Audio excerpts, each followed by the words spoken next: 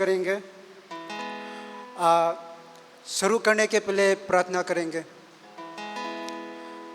धन्यवाद पिता परमेश्वर ये मौका के लिए।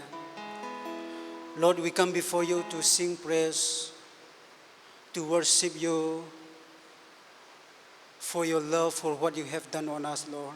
We thank you so much for the cross. We thank you so much for the Calvary, Lord, that you have paid all our sin.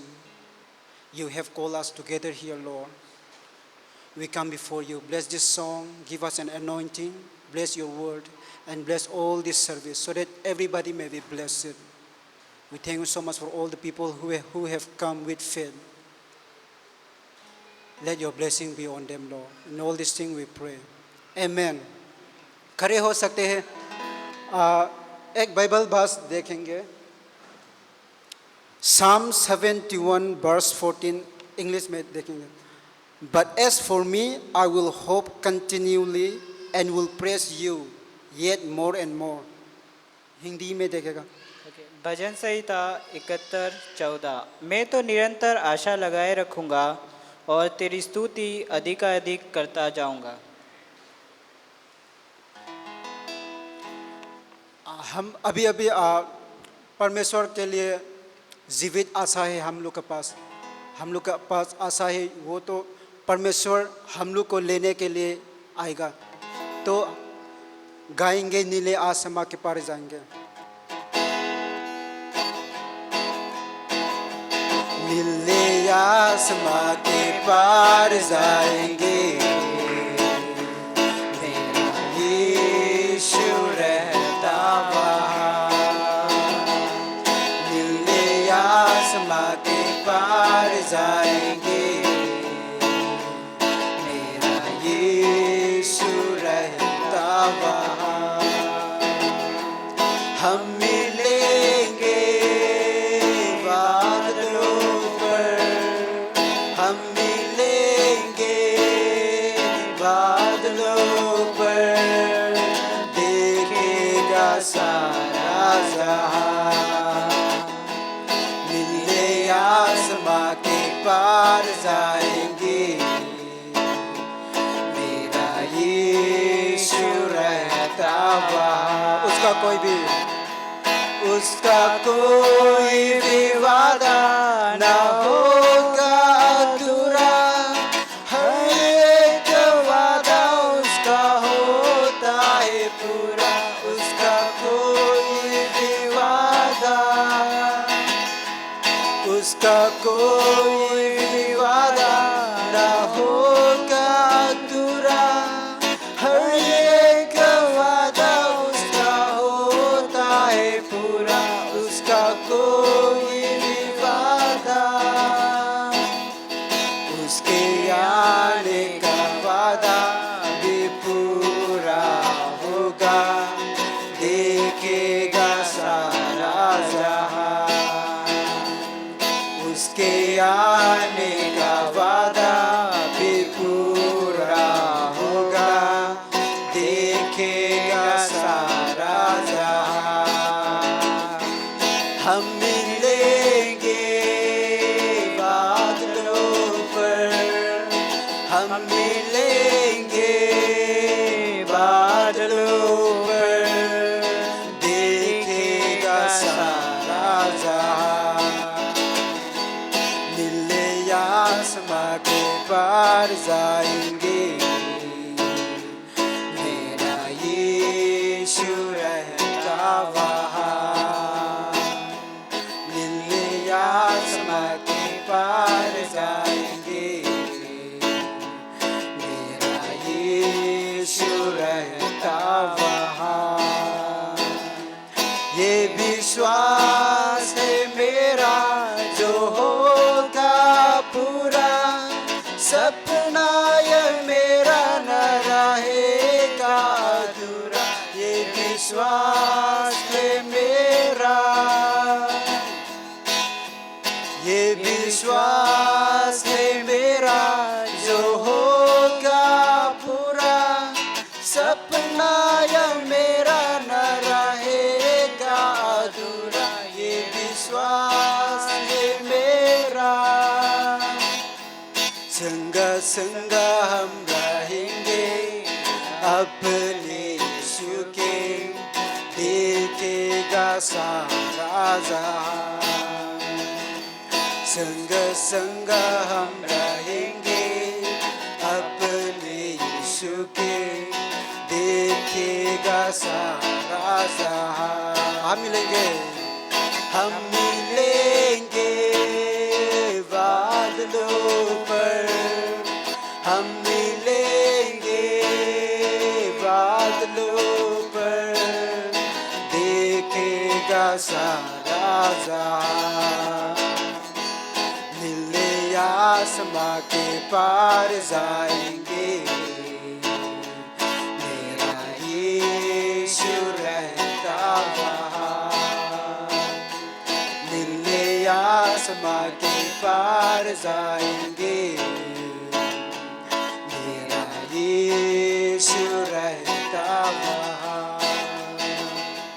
मेरा यीशु रहता वहाँ। परमेश्वर के लिए ताली बजाएंगे। Dear Lord Jesus, we thank you so much for this time. We come before you.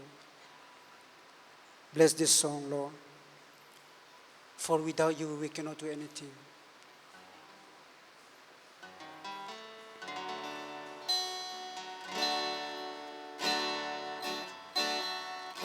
तुमसा कोई नहीं,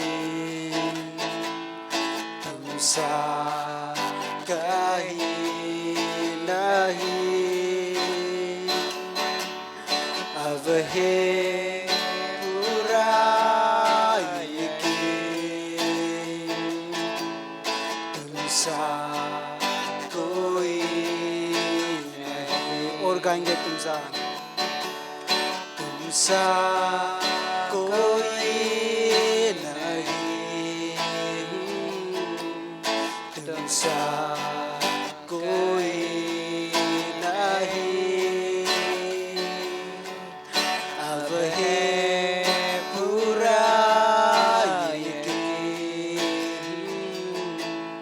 तुमसा कोई नहीं। यीशु मसीह वो महिमा तेरी, गाए आसमां, गाए जमीन। तुमसा कोई नहीं, तुमसा कहीं नहीं,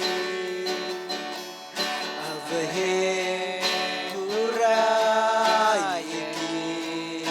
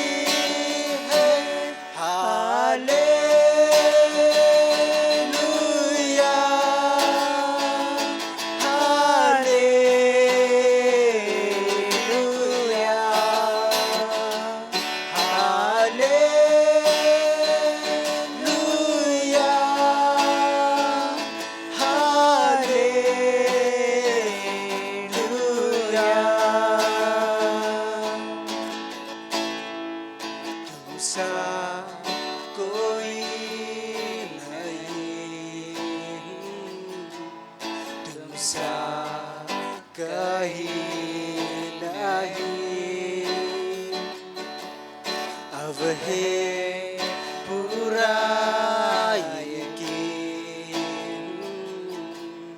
तुमसा कोई नहीं।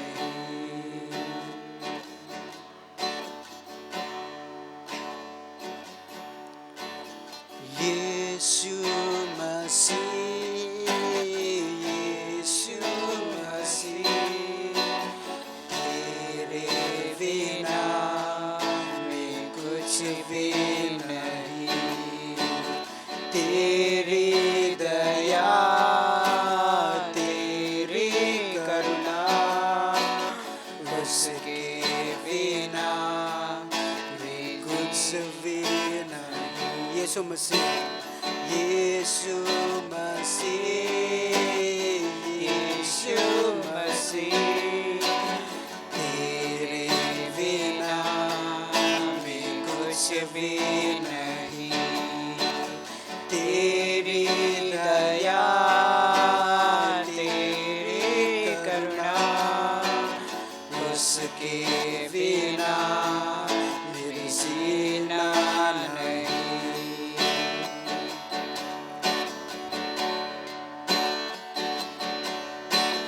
जाऊं तो जाऊं कहाँ, तू ही है सारा मेरा। जाऊं तो जाऊं कहाँ, तू ही है सहारा मेरा। तू ही है आशा भरोसा मेरा। तेरे बिना मैं कोई ना नहीं। तू ही है आशा भरोसा मेरा।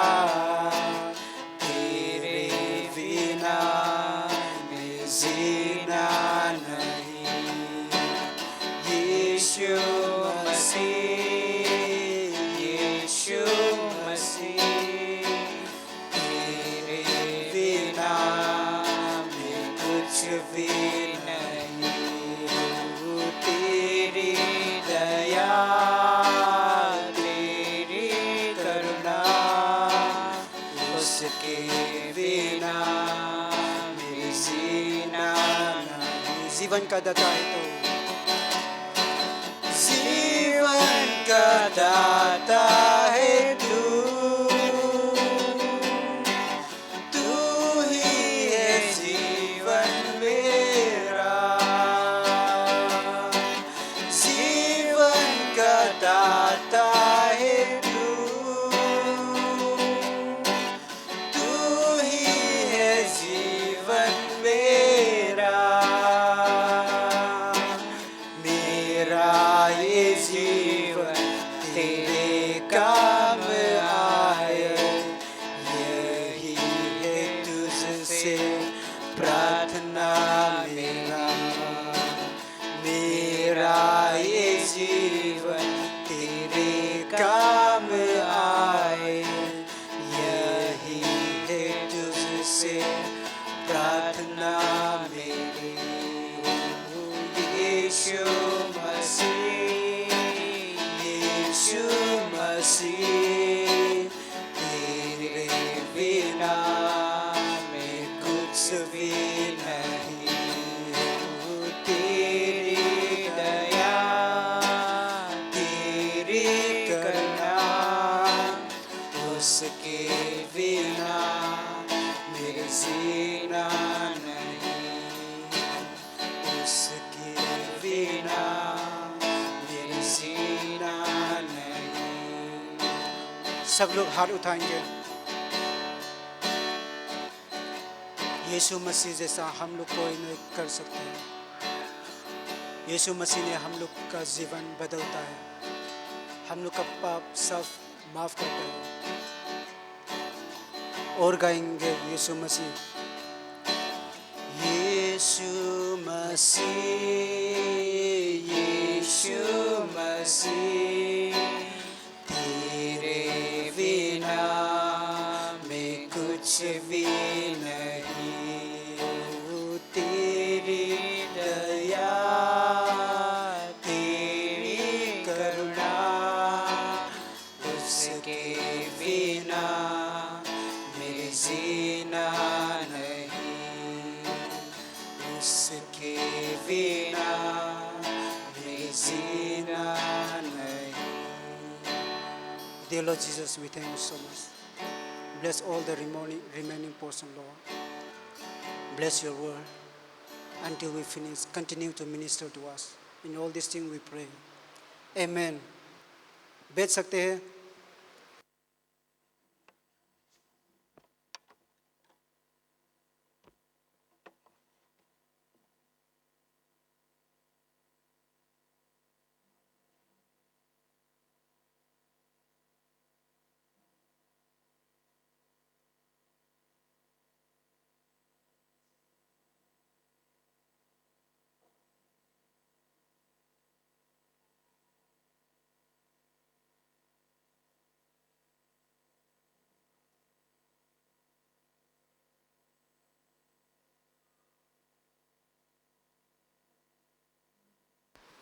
Hello check, hello check. बहुत अच्छा आराधना था कि एक दिन यीशु मसीह हमें लेने के लिए आएगा. तो क्यों ना आराधना के लिए हम जोरदार ताली बजाते हैं. ओके. कि तो रविवार की सभा में आप सभी का स्वागत है. आज कैंप की वजह से पास्टर भी नहीं है और बहुत सारे लोग भी हमारे बीच में नहीं हैं, लेकिन वो अभी आ रहे हैं, शायद 9-10 बजे तक पहुंच जाएंगे. तो अनाउंसमेंट ये है कि जो बुधवार की सभा यहाँ रहती है, यहाँ सभा नहीं होती लेकिन एक प्रेयर टाइम रहता है, तो उसमें भी आप ज़रूर हिस्सा ले सकते हैं ना. परमेश्वर से प्रार्थना कर सकते हैं बहुत सारी चीज़ों के लिए. हम जानते हैं कि प्रार्थना का उत्तर हमें परमेश्वर ज़रूर देता है. हाँ, कुछ समय लगता है, किसी प्रार्थना में कोई प्रार्थना तुरंत मिलती है, लेकिन परमेश्वर प्रार्थना का उत्तर ज़रूर देता है. तो आप इसमें ज़रूर शामिल हो सकते हैं. बुधवार को शाम 7 बजे प्रार्थना रहती है. कि तो अनाउंसमेंट कुछ ज़्यादा नहीं है, लेकिन अब हम ऑफरिंग में मैसेज में जाएंगे. वचन में जाएंगे. मत्ती उसका 6 अध्याय और 21वां वचन. मत्ती 6 अध्याय और 21. यहाँ लिखा है कि जहाँ तेरा मन है जहाँ तेरा धन है वहाँ तेरा मन भी लगा रहेगा. तो यहाँ यीशु मसीह कह रहा है कि जहाँ तुम्हारा धन है वहीं तुम्हारा मन लगा रहेगा. अगर सोचिए, हमारा ध्यान इस दुनिया की चीज़ों पर रहेगा. इस दुनिया में क्या होगा कि एक तो घर हो गया, पैसा हो गया, हमारे कपड़े, बहुत सारी चीज़ें. अगर हमारा ध्यान उन्हीं चीज़ों पर लगा रहेगा तो ये अच्छा नहीं है हमारे लिए. लेकिन अगर हम परमेश्वर के लिए, परमेश्वर के राज्य में देते हैं, तो हमारा वो ध्यान उस स्वर्गीय चीज़ों पर रहता है, जो हम परमेश्वर के साथ सोच सकते हैं पवित्र आत्मा के द्वारा. वो कब करते हैं? जब हम परमेश्वर के साथ सोचते हैं. तो परमेश्वर को हमारे पैसे की बिल्कुल ज़रूरत नहीं है, क्योंकि परमेश्वर सारी सृष्टि का मालिक है.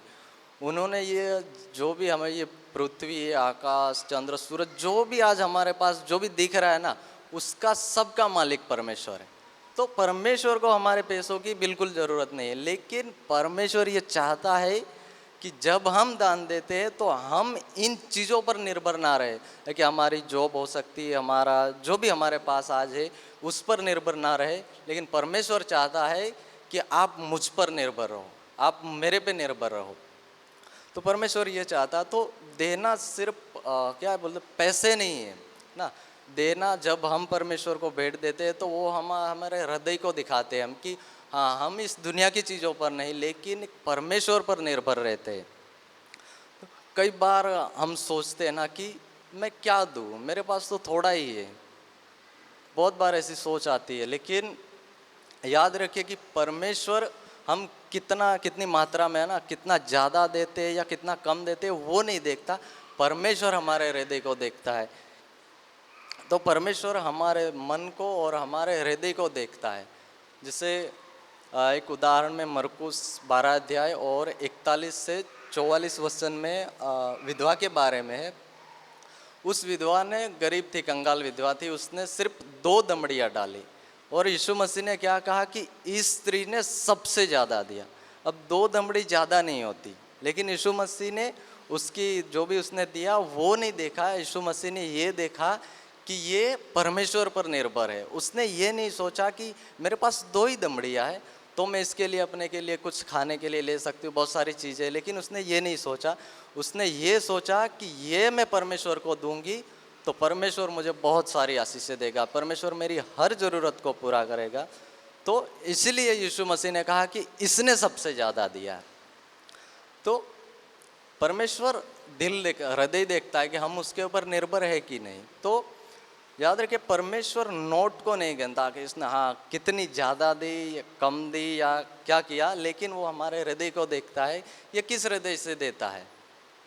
तो आज हमारे पास बहुत सारी ऐसी गवाहियाँ हम सुनते हैं कि एक लाइन में बोलो तो जब मैंने परमेश्वर को दान देने की शुरुआत की उसके बाद मेरे पास किसी चीज़ की घटी नहीं होती।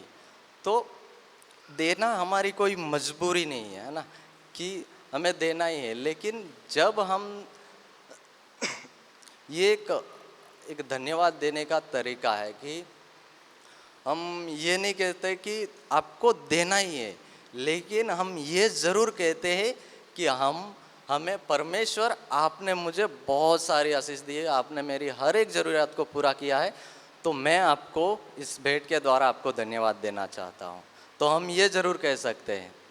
ओके, तो जब हम परमेश्वर को भेंट दे तो हमारे हृदय में, हमारे मन में एक आनंद हो कि हमारे पास एक विश्वास हो कि जो मैं भेंट दे रहा हूँ परमेश्वर को, वो परमेश्वर अपने राज्य की महिमा के लिए इस्तेमाल करे।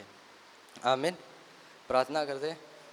परमेश्वर, हम धन्यवाद करते पिता इस सुंदर समय के लिए, इस दिन के लिए। परमेश्वर, हम आपकी आराधना करते परमेश्वर, इस दान दशवांश को आप आशीषित करना पिता, और आगे की सभा को आपके हाथों में सौंपते परमेश्वर।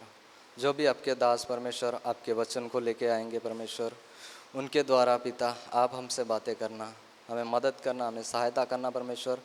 इस सभा में परमेश्वर हम आपकी अगुवाई को चाहते हैं। धन्यवाद करते पिता, आगे का हर एक पल, हर एक समय आपके हाथों में सौंपते। प्रार्थना है प्रभु यीशु मसीह के नाम से मांगते, आमीन।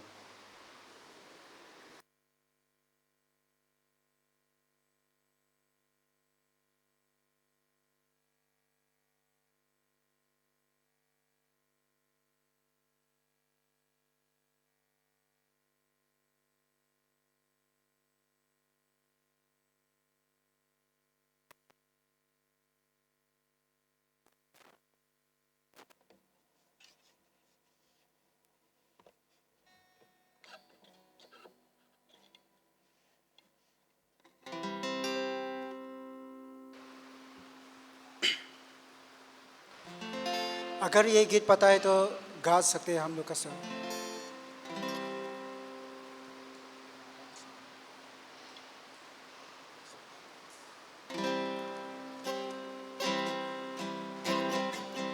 तेरे जैसा कौन है जो मेरा भला करे, मेरा भरोसा सिर्फ तुझ पर प्रभु।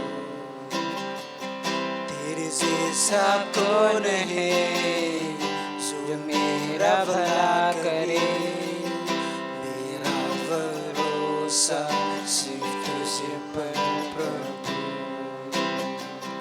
मेरे जीवन का स्वामी आधार बना तू प्रभु जी, तू नहीं तो मेरा जीवन व्यर्थ हो जाएगा। मेरे जीवन का स्वामी आधार बना तू प्रभु जी, तू नहीं तो मेरा जीवन व्यर्थ हो जाएगा।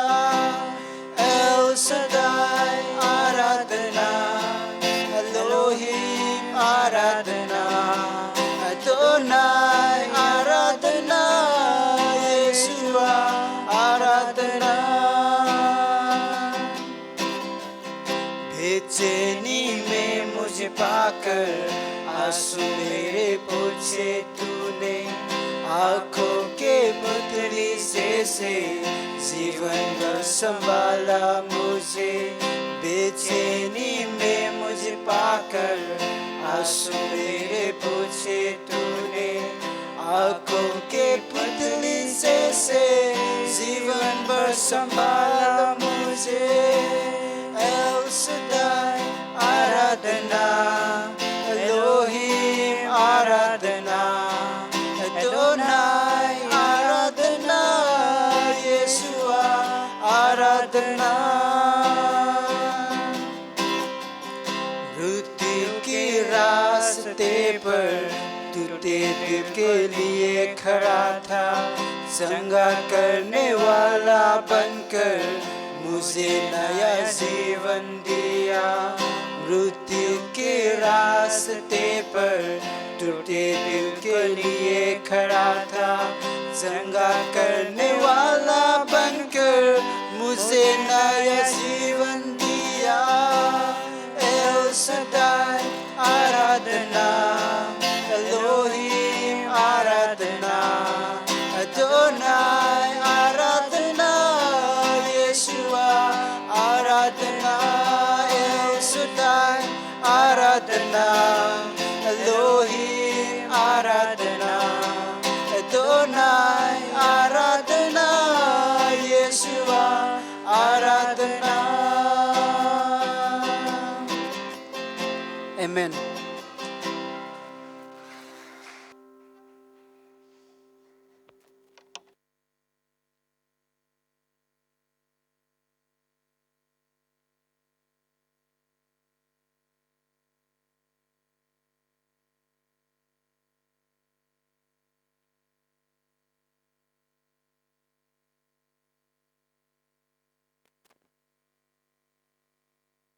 ठीक है।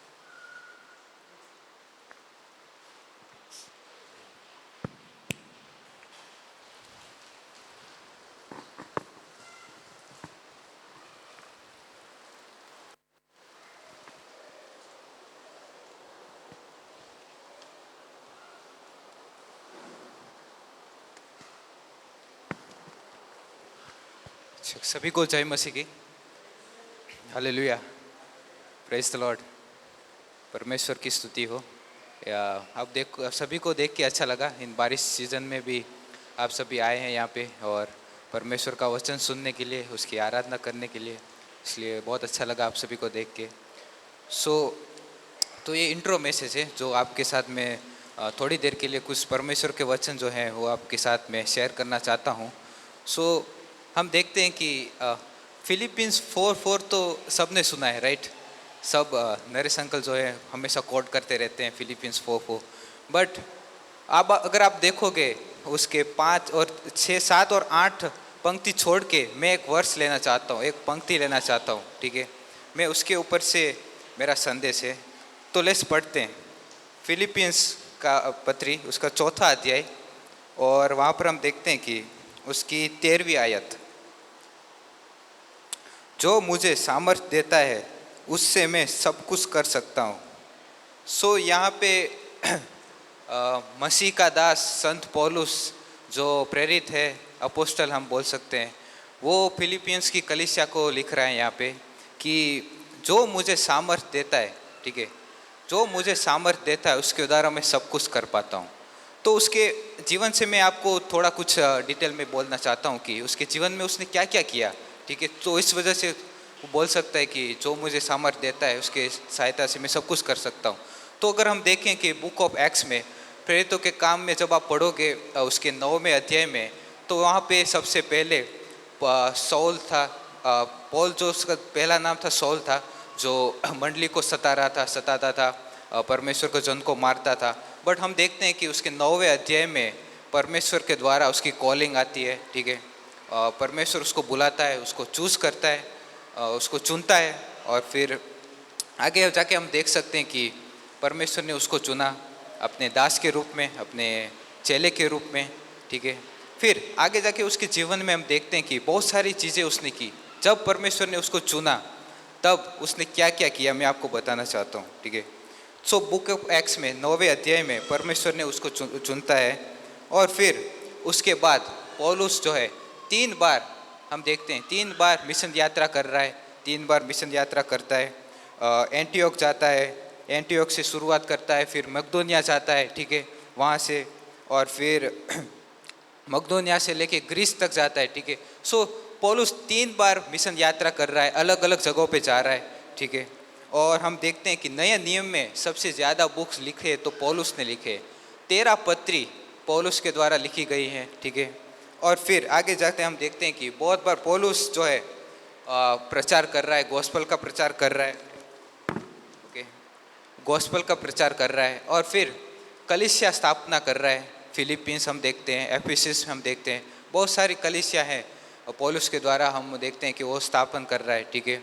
अगर हम आप देखोगे उसमें पढ़ोगे तो पौलुस जो है 2 साल में 3 साल वहाँ पे बाइबल कॉलेज भी सिखा रहा है, ठीक है, बाइबल कॉलेज कर रहा है, बाइबल स्टडी सिखा रहा है, क्लासेस करवा रहा है, ओके।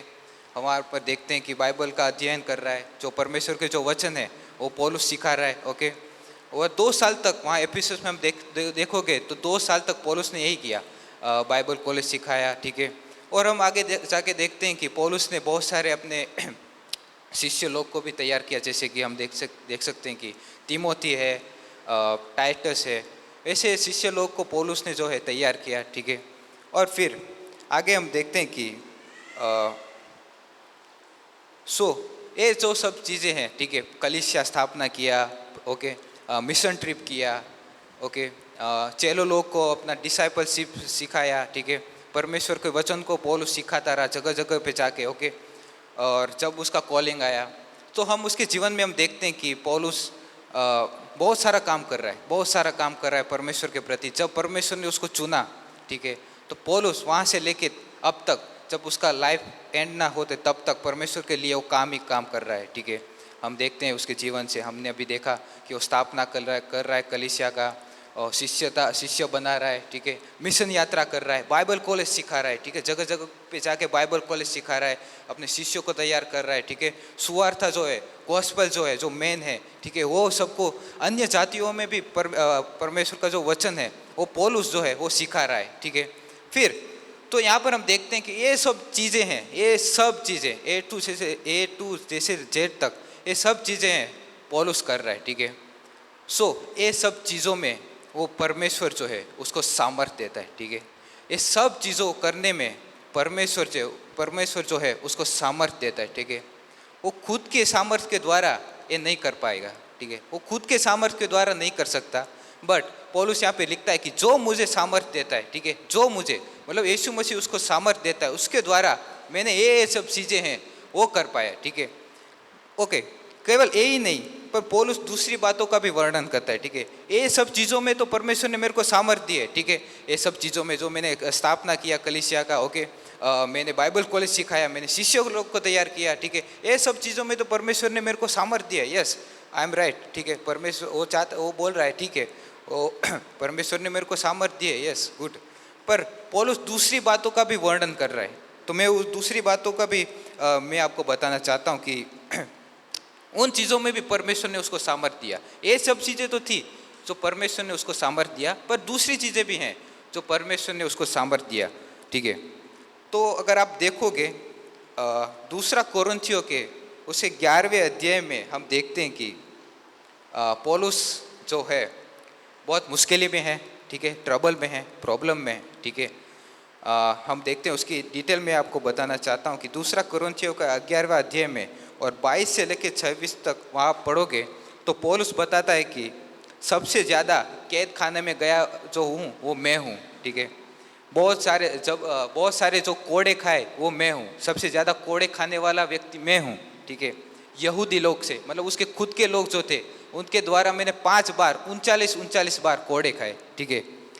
3 बार जो है मेरा जो जहाज है, शिप है, वो टूट गया, ठीक है। और क्या बोलते हैं, रात दिन जो है मैंने समुद्र में बिताया, ठीक है, मैं समुद्र में पड़ा रहा है, ठीक है, रात दिन जो है मेरे समुद्र में बिताए, ठीक है। और बहुत सारी, और हम यहाँ पर देखते हैं कि एक बार तो मुझको लोगों से पत्थरवा भी किया गया, ठीक है। ये सब चीज़ें जो है पौलुस जो अब लिखता है कि दूसरे कोरिन्थियों के 11वें अध्याय में, ठीक है, ये सब चीज़ें बताता है हमको, ठीक है, ये सब चीज़ें जो पौलुस के साथ हुई, तो उसमें भी परमेश्वर का जो स्ट्रेंथ है, परमेश्वर का जो सामर्थ्य है उसमें भी पौलुस के साथ था, राइट। उन चीज़ों में भी था, ठीक है। जब वो हम देखते हैं जो भी कलीसिया स्थापना किया, बाइबल कॉलेज किया, उन चीज़ों में तो था ही, बट पौलुस के जो इन सब रुकावट है, ठीक है, सफरिंग है, हम देखते हैं उसके जीवन में जो भी प्रॉब्लम आती है, उन चीज़ों में भी परमेश्वर का सामर्थ्य जो है उस पौलुस के साथ रहा, ठीक है, पौलुस के साथ रहा। ओके, सो अभी सवाल ये है कैसे मैं ये सामर्थ्य को पाऊँ, कैसे मैं जो स्ट्रेंथ है, परमेश्वर का स्ट्रेंथ है, मैं कैसे पा सकूँ। सो हम देखते हैं कि पौलुस के जीवन से कि पौलुस ने सबसे पहले मसीह को सबमिट किया, अपने आप को सौंप दिया, ठीक है। अब ये मेरा जीवन नहीं, अब ये मसीह का जीवन है, ठीक है। और फिर हम देखते हैं कि पौलुस ने जब सौंपा अपने अपने अपने आप को मसीह में, तो हम देखते हैं उसने क्या क्या कर दिखाया, राइट। अभी हमने पढ़ा कि बाइबल कॉलेज किया, उसने शुरू किया, क्लासेस कराया, ठीक है, शिष्य को बनाया, शिष्य लोग को बनाया, उनको सिखाया, ठीक है। सो पौलुस ने ये है सब जो चीज़ें हैं वो करके दिखा दिया कि जब उसने परमेश्वर को अपने आप को सौंपा, ठीक है। सो हमारे जीवन में सबसे पहले हम जो हैं सबसे पहले परमेश्वर को सौंपे अपने आप को, ठीक है। अपने आप को सबसे पहले परमेश्वर के अधीन रहें, उसको सौंप दे अपना जीवन। और मैं सामर्थ्य कैसे पाऊँ, जब मैं सामर्थ्य कैसे पाता हूँ, ठीक है।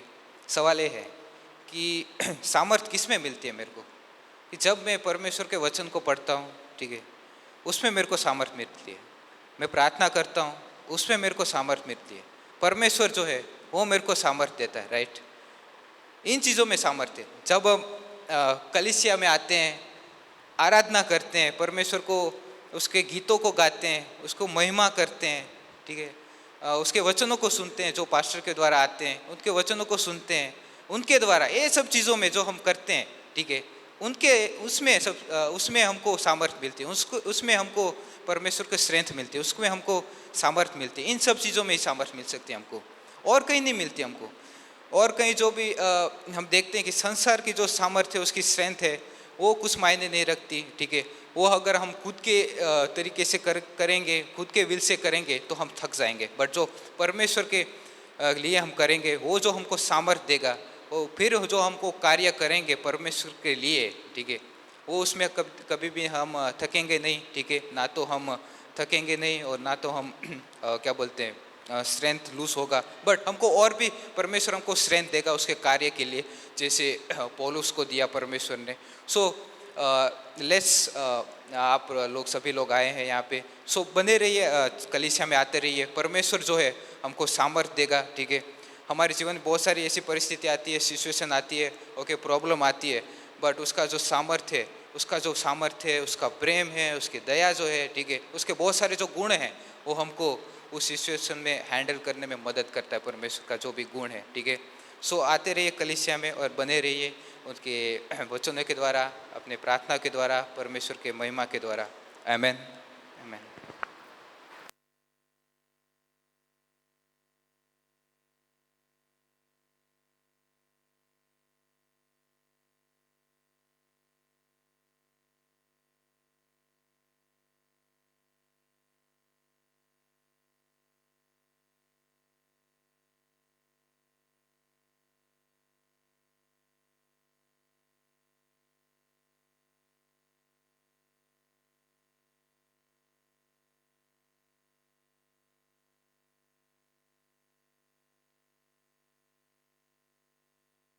Hello, check.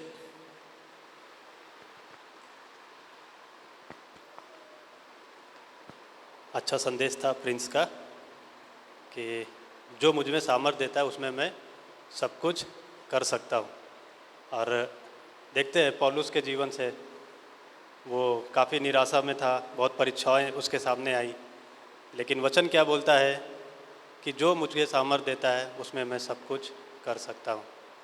ओके, तो हम लोग वचन में जाएंगे और हमारे साथ निकालेंगे मत्ती का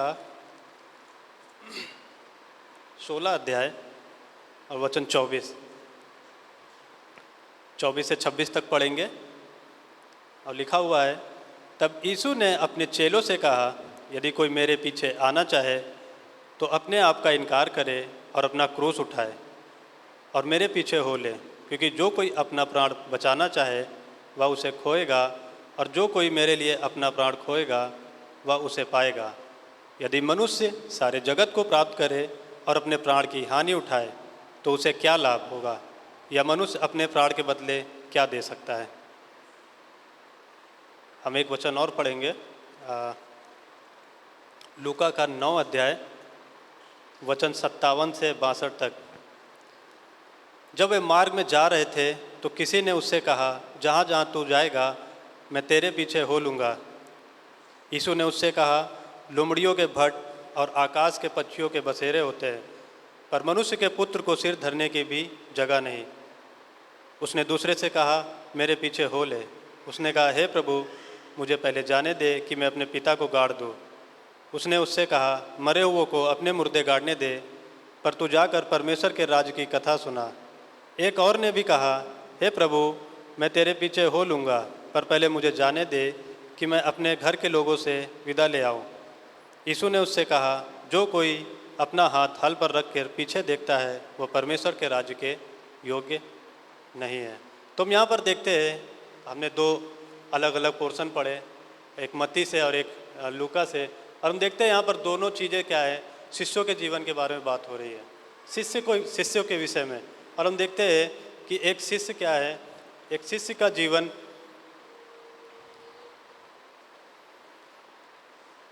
एक शिष्य का जीवन बलिदान से भरा होता है। शिष्य को कीमत चुकानी पड़ती है। एक सेवक, और आज का जो हमारा विषय है सेवक का हृदय, आज हम जानेंगे कि सेवक का हृदय, कैसे हम परमेश्वर के सम्मुख सेवा कर सकते हैं, कैसे हम परमेश्वर के सम्मुख रहकर परमेश्वर की आराधना कर सकते हैं, उसके विषय में जानेंगे। तो यहाँ पर लिखा है कि एक सेवक हमेशा सेवा करने के लिए, विश्वास का कदम लेने के लिए हमेशा तैयार रहता है। विश्वास का कदम मतलब मुझे नहीं पता कि मेरे साथ आगे क्या होने वाला है, लेकिन मैं विश्वास के साथ अपने कदम को परमेश्वर की ओर बढ़ाता हूँ। ये होता है एक सेवक का हृदय। और हम देखते हैं कि पौलुस क्या बोलता है, पौलुस बोलता है, प्रभु मैं आपका गुलाम हूँ।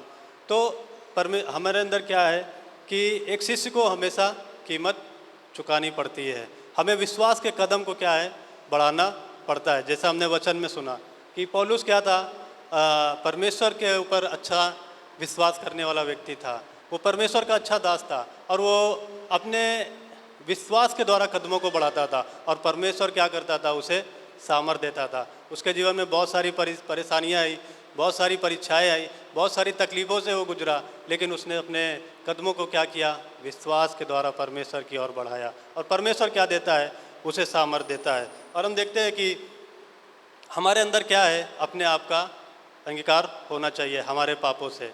हमारे पापों से, हमारे रोज़मर्रा की ज़िंदगी में हमारे जीवन से गलतियाँ होती हैं, हमारे जीवन से पाप होते हैं, लेकिन हमें क्या करना है, अपने पापों का अंगीकार करना है।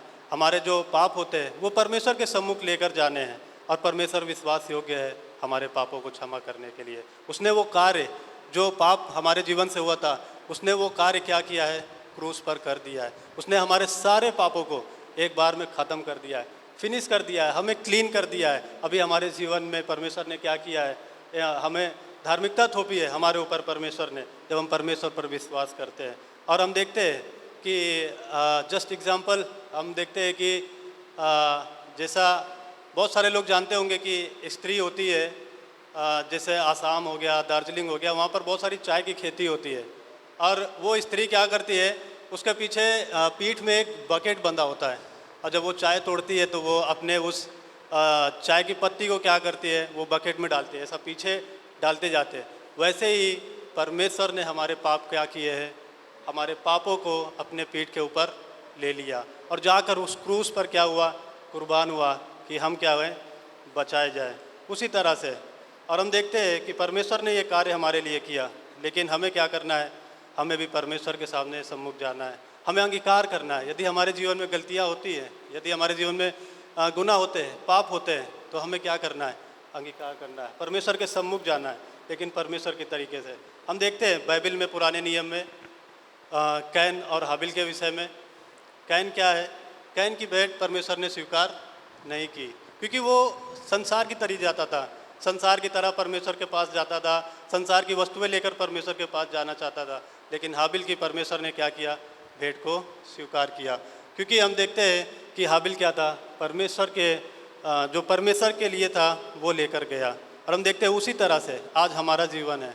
हम अगर अपने तरीके से परमेश्वर के सम्मुख जाते हैं, अपनी वस्तुएं लेकर परमेश्वर के सम्मुख जाते हैं, अपनी चीज़ों को लेकर परमेश्वर के सम्मुख जाते हैं, हमारा जो रोज़मर्रा की ज़िंदगी है जो हम करते हैं जिसमें बहुत सारे पाप होते हैं, अगर उस तरह से हम परमेश्वर के सम्मुख जाते हैं तो परमेश्वर क्या करता है, हमारा जो परमेश्वर से रिश्ता है वो क्या होता है, दूर होता जाता है। लेकिन अगर हम अगर देखें हाबिल की तरह जब हम परमेश्वर के सम्मुख जाते हैं तो परमेश्वर क्या करता है, हमें स्वीकार करता है। तो हमें क्या करना है, हमें अपने अपने पापों का अंगीकार करना है। हम संसार और परमेश्वर को दोनों चीज़ों को लेकर नहीं चल सकते। हमें एक चीज़ को चुनना है, या तो हम संसार को चुन लें या हम परमेश्वर को चुन लें।